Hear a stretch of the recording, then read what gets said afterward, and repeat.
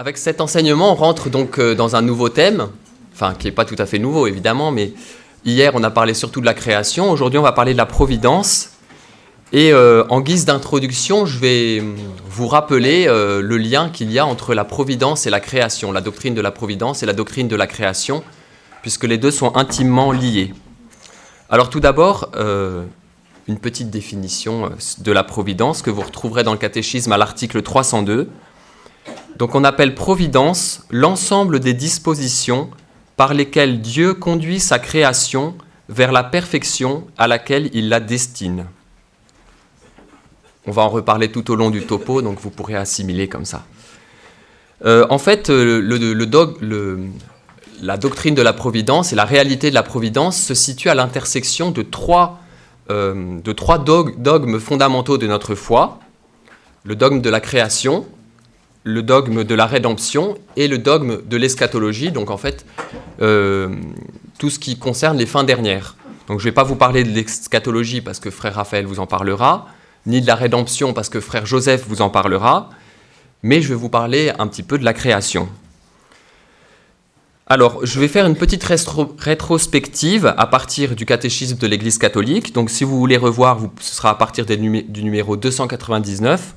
Une petite rétrospective sur la création pour bien voir à quel niveau s'insère la doctrine de la providence. Donc, tout d'abord, il y a l'acte créateur, Dieu qui crée un monde bon et ordonné, destiné à l'homme, qui en est le sommet.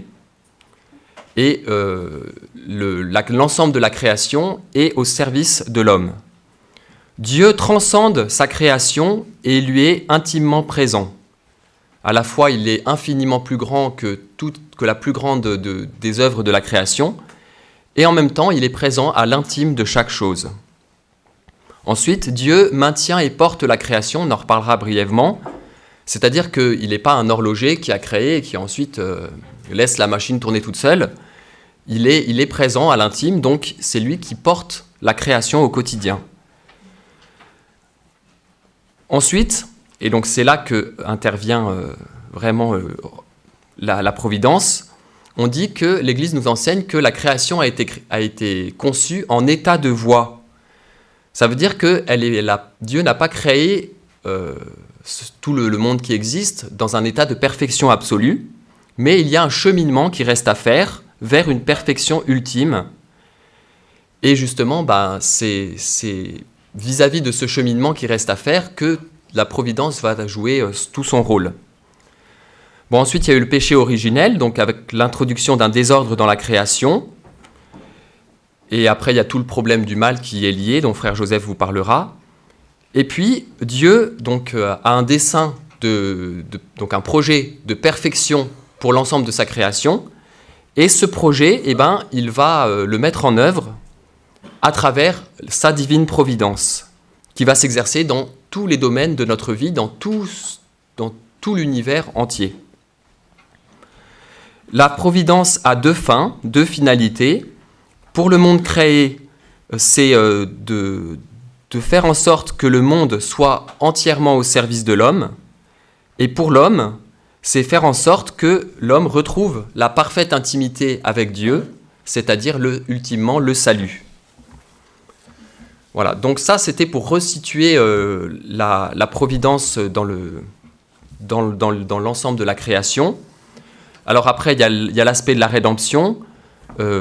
Donc simplement, la seule chose que je dis par rapport à ça, c'est que le Fils de Dieu qui s'incarne et qui vit sa passion, meurt sur la croix, qui rachète l'humanité, c'est l'acte majeur de la providence.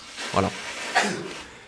Et il y a l'aspect aussi de l'eschatologie que frère Raphaël développera, puisque la vie du ciel, la béatitude éternelle, c'est la finalité ultime de la providence, puisqu'on marche tous vers notre salut. Alors, pour ce topo, donc d'abord on va parler un petit peu du gouvernement divin, donc je vais dire ce que c'est juste après. Ensuite, on verra que la providence est universelle, donc un petit peu ces différentes modalités, les modalités à travers lesquelles elle se met en œuvre. Ensuite, brièvement, on parlera de la conservation des créatures, donc le fait qu'on existe, voilà, en soi c'est un miracle remarquable. Ensuite, d'une façon un peu plus détaillée, on verra comment comment nous, les créatures, nous participons au gouvernement divin. Donc on parlera de cause première, cause seconde, et puis on verra différents aspects théologiques, des aspects concrets, on parlera de la liberté, du hasard et des miracles, mais si on a le temps, bien sûr. Voilà. Alors, donc je commence avec une première partie sur le gouvernement divin. Alors, ce qu'on appelle la providence, c'est le plan de salut de Dieu. Et ce qu'on appelle le gouvernement divin, c'est la mise en œuvre dans le temps du plan providentiel. Voilà, c'est la mise en œuvre dans le temps.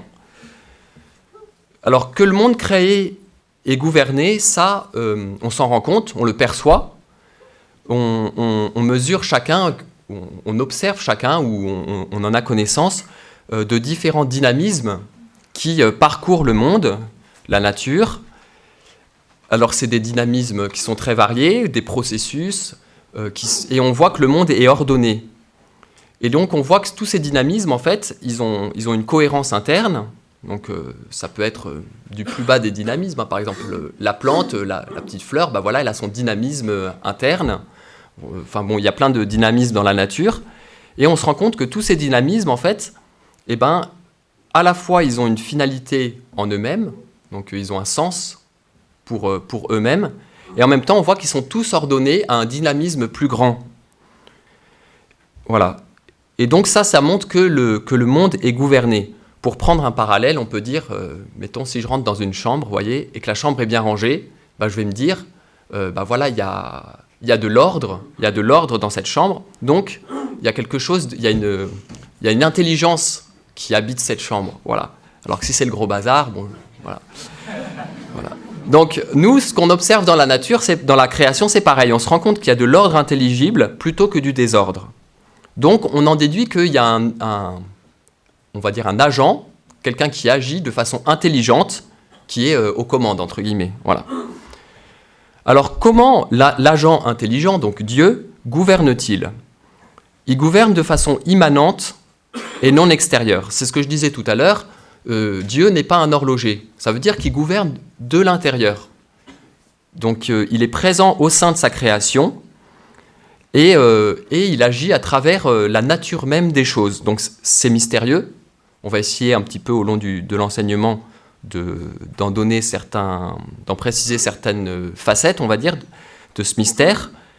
Voilà, mais ce qu'il faut retenir, c'est que Dieu, il agit de l'intérieur. Et du coup, il n'y a pas de contradiction entre les processus propres à la nature et l'action de Dieu qui agit. C'est pas parce que Dieu agit, en fait, les processus qui sont à l'œuvre dans la nature ne sont qu'apparents et n'existent pas. Ou alors, on ne peut pas dire non plus, parce qu'on constate des processus naturels, c'est la preuve que Dieu n'existe pas. Ou du moins que Dieu n'agit pas dans la nature. En fait, les deux ne se situent pas tout à fait sur le même plan, et donc c'est bien les deux qu'il faut maintenir. Il y a des processus naturels et Dieu en même temps qui agit à travers ces processus. Alors, l'objectif du gouvernement divin, c'est Dieu lui-même, en fait. Parce que, en fait, pour le montrer un petit peu, Dieu dirige la création, et en fait, quand on va dire qu'il est cause première de la création, et en fait, une cause cherche à produire un effet, donc dans n'importe quel domaine. Après, je vais donner un exemple. Une cause cherche à produire un effet, et l'effet qu'elle produit participe, en quelque sorte, à la propre perfection de la cause. Donc, pour donner un exemple, par exemple, vous voyez un professeur qui il va enseigner ses élèves, et le professeur, en donnant son enseignement, permet à l'élève de participer à sa propre science à lui. Vous voyez ce que je veux dire ? Voilà. Dieu, c'est pareil, en fait. Dieu, qui est la cause première de l'univers, il fait participer toute chose dans l'univers à sa propre perfection à lui. Du coup, chaque chose tend à sa manière à imiter Dieu. Alors, à sa manière, parce qu'en fait, de façon très diverse, parce que pour nous qui sommes des créatures intelligentes, donc spirituelles, on tend à imiter Dieu de façon plus ou moins consciente selon les personnes, mais d'une façon extrêmement développée. Alors que par exemple, le caillou, vous voyez, bah, forcément, sa participation à la perfection de Dieu est beaucoup plus restreinte, on va dire. Voilà. Voilà. Donc par ailleurs, donc ça c'est chaque être dans toute sa vie ou dans toute son existence tend à imiter Dieu. Et en même temps, cette finalité ultime, qui est l'imitation du Créateur, n'exclut pas des finalités intermédiaires. Donc pour prendre un exemple, par exemple, vous avez l'amour conjugal, donc l'amour entre un époux et son épouse. C'est pas juste un moyen d'imiter la charité de Dieu. Vous voyez, l'amour conjugal, il a une finalité en lui-même. Voilà. Ensuite, donc on voit que, étant donné que l'homme est au sommet de la création, et les enseignements d'hier l'ont bien dit, on voit que la doctrine chrétienne de la providence est anthropocentrique. Donc l'homme est au cœur du projet providentiel. L'action providentielle vis-à-vis de l'homme s'exerce de différentes façons. Alors d'abord, Dieu, de toute façon, en tant que créateur et en tant qu'il anime ses créatures, il est cause première de toute action, mais aussi il propose comme objet à la volonté libre de la personne les actions qui lui conviennent en vue de sa perfection. Ça veut dire qu'en fait, Dieu est présent à l'intime de nous-mêmes. Saint Augustin disait que Dieu était plus intime à lui-même que lui-même ne l'était. Et donc Dieu nous inspire de l'intérieur, en fait, sans faire violence à notre volonté, parce que c'est lui qui est à la source de notre volonté. Donc sans nous faire violence, il nous inspire de l'intérieur pour aussi poser des actions qui vont dans le sens de la providence. Alors maintenant, on va parler un petit peu du caractère universel de la providence. L'enjeu de cette partie, c'est de montrer que la providence ne peut pas s'exercer réellement sur les hommes si elle ne s'exerce pas aussi sur l'ensemble de la création. Voilà, c'est en lien aussi avec la toute-puissance de Dieu. Si Dieu est tout-puissant, sa toute-puissance s'exerce réellement sur toute chose. Si elle ne s'exerce pas sur toute chose, s'il y a des aspects de la création qui échappent à Dieu, eh ben c'est qu'en fait, Dieu n'est pas tout-puissant. Voilà, donc sa providence s'exerce aussi donc, sur les moindres détails de la création. La providence s'étend à tout. Toute chose rentre dans l'action de la providence. Ensuite, rien ne résiste à la providence. Alors ça, c'est important de le voir. En fait, il y a deux ordres d'action en fait dans le monde. Il y a ce qu'on appelle, donc il y a l'unique ordre universel fondé sur la cause première. Donc Dieu est cause première et c'est lui qui, en fait, sa présence est diffuse dans la création, ou plutôt sa présence infuse la création, et ça, c'est l'ordre premier. Donc rien n'échappe à cet ordre de causalité. Dieu est à l'origine de toute chose. Mais ensuite, sous cet ordre global, si vous voulez, il y a une multitude d'ordres liés à des causes secondes. Donc, en fait, la multitude des contingences de ce monde sont autant d'ordres de causes secondes. Alors, autant il peut y avoir des événements qui vont perturber l'ordre des causes secondes, autant l'ordre de la cause première ne peut pas être perturbé. Donc, par exemple, mettons, j'ai organisé une super fête, voilà, tout est prévu dans les moindres détails, ça va être génial, etc. Donc, moi, je suis cause seconde de ma super fête, et voilà qu'un gros orage va éclater, et donc ça va tout me mettre par terre. Moi, en tant que cause seconde, en tant qu'organisateur de cette fête, j'ai été perturbé et ça a tout raté. Voilà. Mais Dieu, lui, il est encore au-dessus de moi. Moi, je suis là, le petit organisateur, mais lui, il est encore au-dessus. Et donc lui, qu'il y ait un gros orage qui éclate ou qu'il n'y en ait pas, ou qu'il se passe quoi que ce soit, en fait, tout est dans sa main. Et donc, lui, il n'est pas perturbé dans son ordre de causalité, vous voyez ? Donc tout ce qui se passe, quand bien même il y a des imprévus, etc., même ces imprévus sont dans sa main, quand bien même ma liberté ou la liberté de mon voisin qui va organiser une fête concurrente ou je ne sais pas quoi, quand bien même ça, entre guillemets, c'était imprévu, même ces imprévus sont dans la main de Dieu et n'échappent pas à sa providence. Voilà. Donc rien ne résiste à la providence de Dieu. Alors, ensuite, un autre aspect très important, c'est que nous participons à l'exécution du plan providentiel. Ça veut dire que le gouvernement divin, il n'y a pas que Dieu qui le met en œuvre. Librement, Dieu nous demande de participer à ce gouvernement. Alors bien sûr, lui seul en est le concepteur, lui seul a sa main au-dessus de toute chose, mais il nous associe. Alors pourquoi est-ce que Dieu nous associe à son plan de gouvernement, enfin à son gouvernement divin plutôt? Alors bien sûr, il y a une part de mystère, hein, on ne peut pas vraiment pénétrer les mystères de Dieu, mais en même temps on saisit que si nous étions comme des robots, voyez, le monde serait beaucoup moins parfait que si librement nous pouvons choisir de collaborer à l'action de Dieu, voyez. Donc notre liberté, la mise en œuvre de notre liberté et notre libre collaboration sont un bien plus grand que si on était simplement des robots contraints, entre guillemets, d'agir dans le plan de Dieu.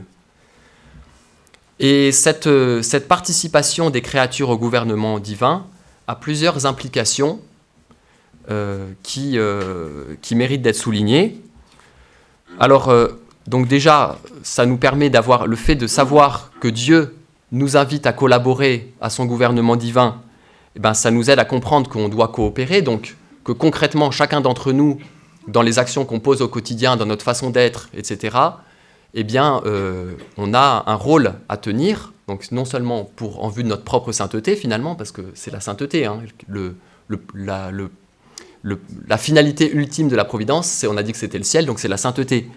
Donc non seulement notre coopération doit travailler à notre propre sainteté, mais en plus, on participe au travail qui va mener l'ensemble de la création vers la perfection. Et puis, cette participation éclaire aussi l'importance des médiations. Donc, le fait qu'on puisse collaborer à notre propre salut, le fait que l'Église est médiatrice entre Dieu et les hommes, ça éclaire aussi l'importance, ou le rôle du moins, des ministères, des ministres ordonnés en vue de la sanctification des fidèles. Donc, par exemple, les prêtres, quand ils donnent les sacrements, ils participent à la providence divine, en fait, parce qu'ils nous permettent de nous réconcilier, de recevoir Jésus, etc. Donc, ils participent directement à cette providence. Et puis, ça souligne aussi l'importance de la prière, puisque si notre prière a du sens, c'est justement parce que Dieu nous écoute et qu'il nous permet de participer à sa providence. Voilà. Ensuite, voilà, donc brièvement, je fais donc là, j'arrive à ma troisième partie, sur la conservation des créatures dans l'être. Alors là, je serai très bref. L'idée, c'est juste de retenir que la création n'est pas seulement un acte du passé. Dieu, il n'a pas créé le monde il y a, je ne sais pas, des milliers d'années ou plus. La création de Dieu, en fait, elle est actuelle et elle est en permanence, en fait. Alors nous, dans notre intelligence, notre pauvre intelligence laborieuse, on fait des distinctions en se disant il y a eu la création au départ et ensuite il y a le maintien dans l'existence. Mais en fait, en Dieu, tout est un. Donc la création n'est pas juste un acte du passé. Oui, donc Dieu nous maintient dans l'être. Donc on pourrait faire une hypothèse qui est totalement fictive. Et donc en soi, on pourrait dire que cette hypothèse n'a pas d'intérêt, mais on pourrait se dire que Dieu, s'il voulait, il pourrait annihiler ses créatures. Donc c'est-à-dire, il pourrait faire retomber toutes ces créatures dans le néant. Et ce qui fait qu'on se retrouverait avec même pas un tas de poussière, en fait, parce que ce serait le néant. Alors, en soi, on pourrait se dire que ça ne sert à rien de se dire ça, parce que de toute façon, ce n'est pas le cas. Mais ça nous aide à nous dire, à mesurer, en fait, la bonté de Dieu. Voilà, à chaque instant, notre existence à chacun, et puis à toutes les autres choses de l'univers, notre existence, elle est possible parce que Dieu nous maintient dans l'être. Voilà. On doit notre existence à la libre bonté de Dieu. Voilà. Donc, maintenant, je vais développer quelques aspects supplémentaires. Donc, c'est là que je vais parler de la cause première, la cause seconde, et puis de différents autres aspects. Alors,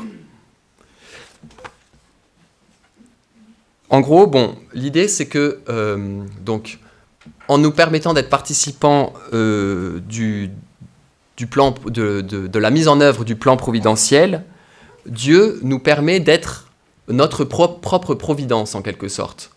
En gros, il nous délègue une partie de sa providence donc, pour les choses qu'on va vivre nous-mêmes au quotidien, mais tout en gardant bien sûr la main sur l'ensemble de ce qui se passe.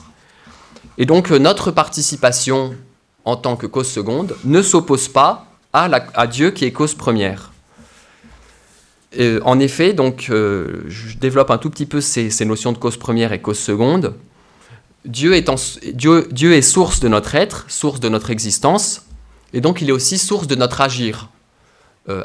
Si chacun de nous dans toutes nos actions,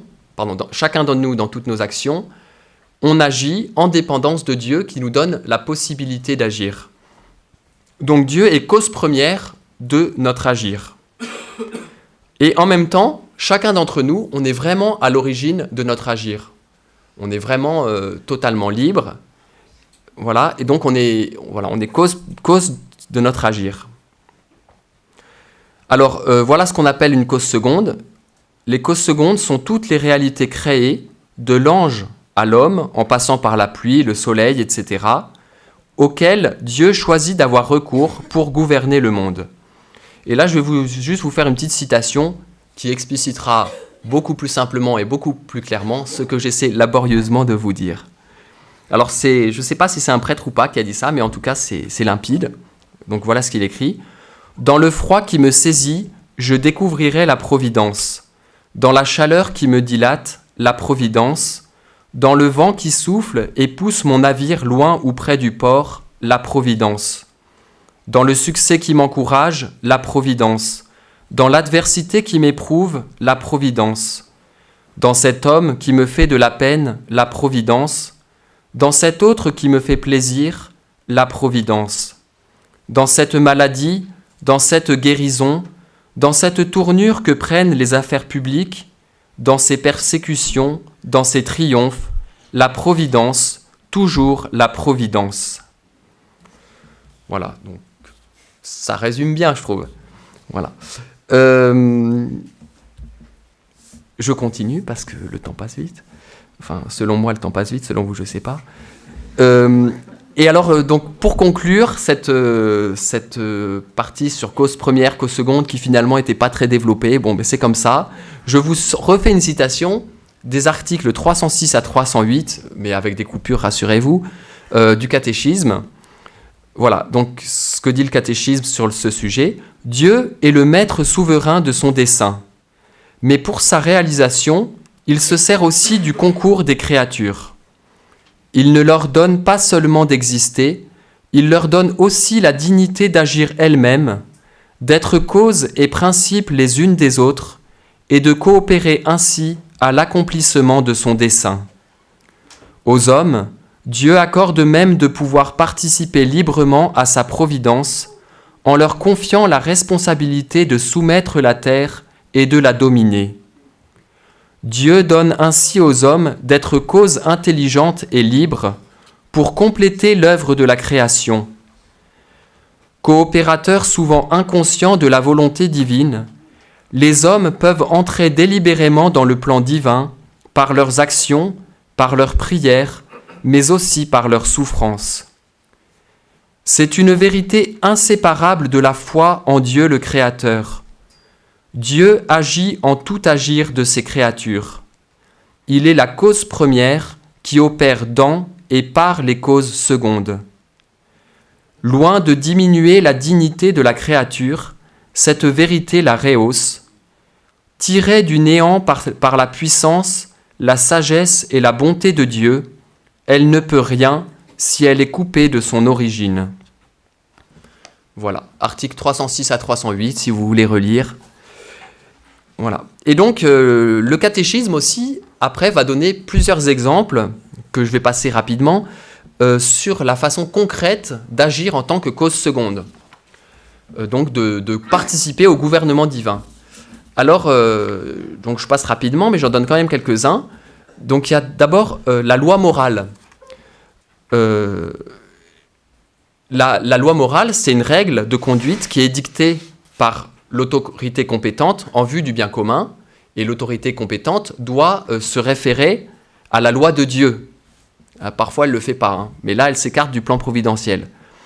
Donc, nous-mêmes, en respectant cette loi morale, eh bien, on participe au gouvernement divin, puisqu'on fait en sorte que la volonté divine, en fait, se répande dans la société. Une autre façon de participer au gouvernement divin, c'est l'engagement en société ou en politique. Donc ça, vous pouvez le retrouver à l'article 1884 du catéchisme. L'Église parle du principe de subsidiarité. Le principe de subsidiarité, ça consiste à laisser faire par une société inférieure ce qu'elle est capable de faire, sans qu'une société supérieure vienne lui prendre ses compétences. Donc ça se met en œuvre au sein de la vie en société.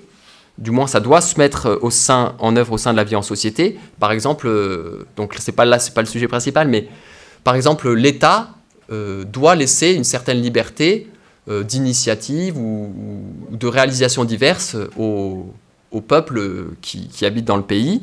Et l'État ne doit pas tout prendre en main. Il y a des choses que les personnes sont capables de réaliser par elles-mêmes, de mettre en œuvre par elles-mêmes. Eh bien, elles doivent pouvoir le faire. Et ce principe de subsidiarité se produit aussi dans la relation entre l'homme et Dieu. Dieu laisse à l'homme la liberté de mettre en œuvre les aspects du gouvernement divin que lui-même est capable de mettre en œuvre. Ensuite, il y a la propriété.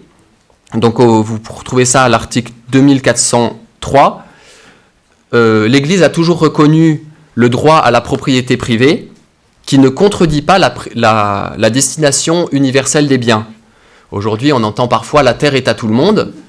Et en fait, alors certes, la terre est à tout le monde, enfin, entre guillemets, mais en fait, la propriété privée a beaucoup de valeur parce qu'en fait, quand on est propriétaire, mettons, d'un terrain ou d'autres choses, eh ben, on prend soin de notre propriété. Et donc, du coup, on collabore aux soins de la création, parce que ben, la propriété qui est la mienne, ben, je ne vais pas en faire n'importe quoi et je ne vais pas la faire devenir un taudis, vous voyez. Voilà. Et donc ça nous permet justement, cette propriété qu'on a, on la fait fructifier et donc on participe au gouvernement divin. Voilà, ça c'est un aspect très important. Hein.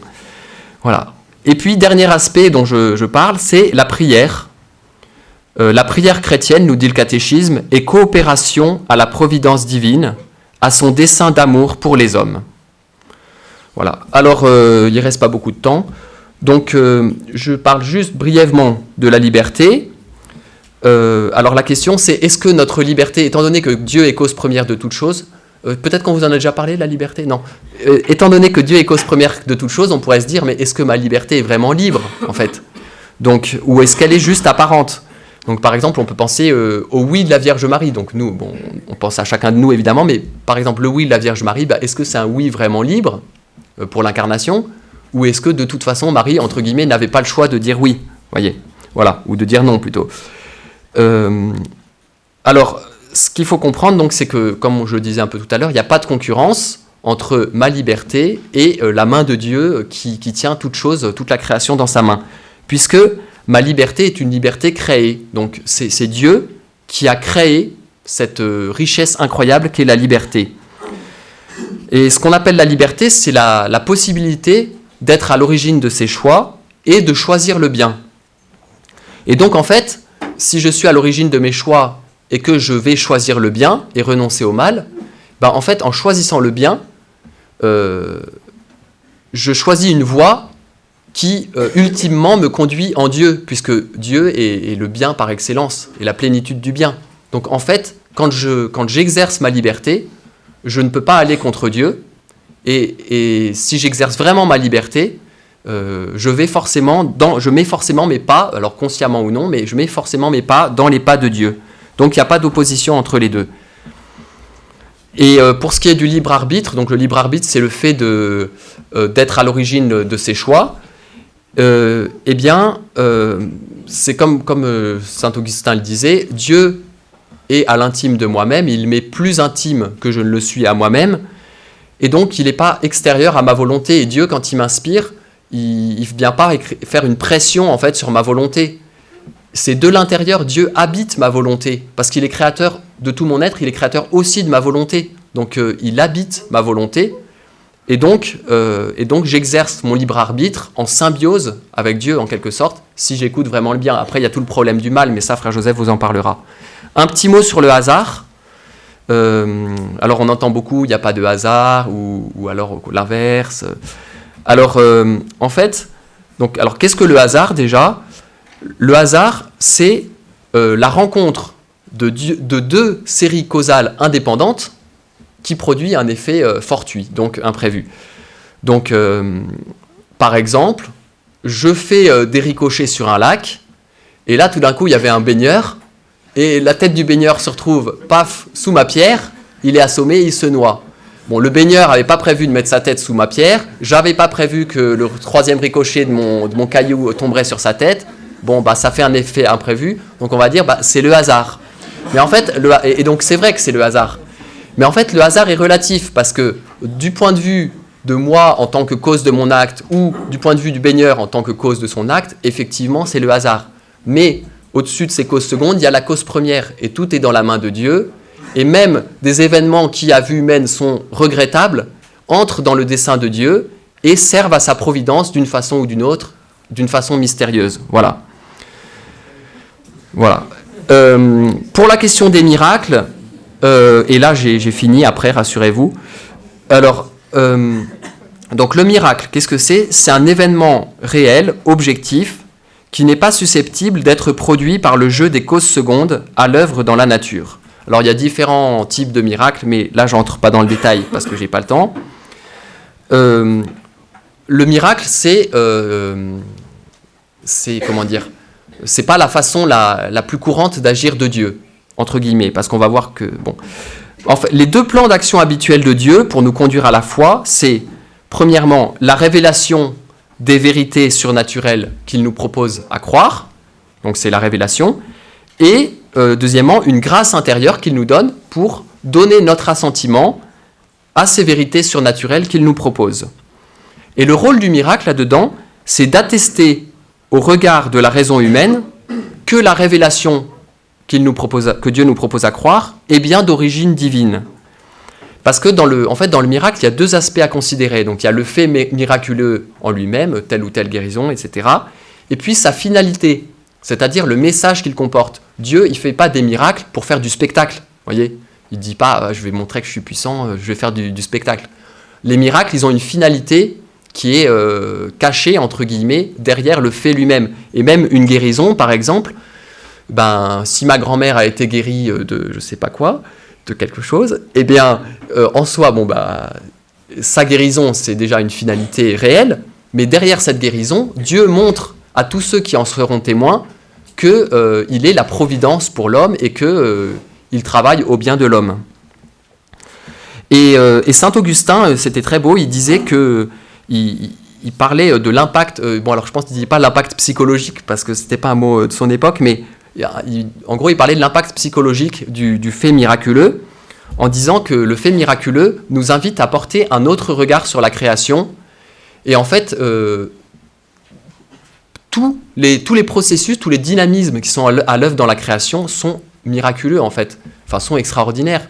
Rien que le fait qu'on soit là, vivant, mais même notre chien, le dynamisme de l'arbre qui est là, enfin tout est extraordinaire. Et les miracles nous invitent à porter un autre regard sur la création pour voir comment Dieu anime cette création d'une façon extraordinaire. Voilà. Bon, j'arrête là. En conclusion, je vous redis juste la définition de la providence. Bon, c'était peut-être un peu embrouillé, mais bon, je suis désolé. Mais je vous redonne la définition de la providence et après je vous fais une petite citation. Donc la providence, c'est l'ensemble des dispositions par lesquelles Dieu conduit sa création vers la perfection à laquelle il la destine. Et je vous fais juste une citation pour conclure. Donc c'est une citation qui ouvre vers des perspectives un peu plus concrètes. C'est une supérieure d'une communauté religieuse de Bolène, donc pendant la Révolution, donc un monastère. C'est ce que disait la supérieure aux sœurs de son couvent le lendemain du jour où elles apprenaient que toutes les communautés religieuses étaient dissoutes et que, en gros, les religieuses qui persévéraient dans cet état seraient hors la loi et risqueraient évidemment la mort. Donc voilà ce que disait cette supérieure. « Attendons en paix et confiance toutes les dispositions de la divine providence sur l'état présent de son Église et de son peuple. Adorons, soumettons-nous avec un humble silence. Mettons-nous dans les intérêts de sa justice en y sacrifiant les nôtres et espérons tout de sa divine miséricorde. Tant que Jésus sera au milieu de nous, et il le sera jusqu'à la consommation des siècles, les pasteurs et fidèles n'ont rien à craindre que tout s'entrechoque et bouleverse ce Jésus-Christ inconnu, méprisé du monde, où il habite dans les tabernacles. Il sera toujours un refuge assuré, la paix, la joie des élus. »